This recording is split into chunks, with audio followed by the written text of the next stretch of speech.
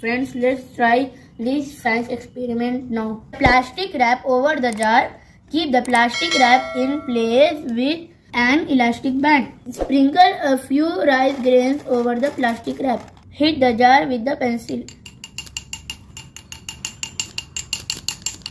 What happens to the rice? The rice gets vibrate and it is moving slowly. Hold the tiny tray close to the jar and bang it with a spoon.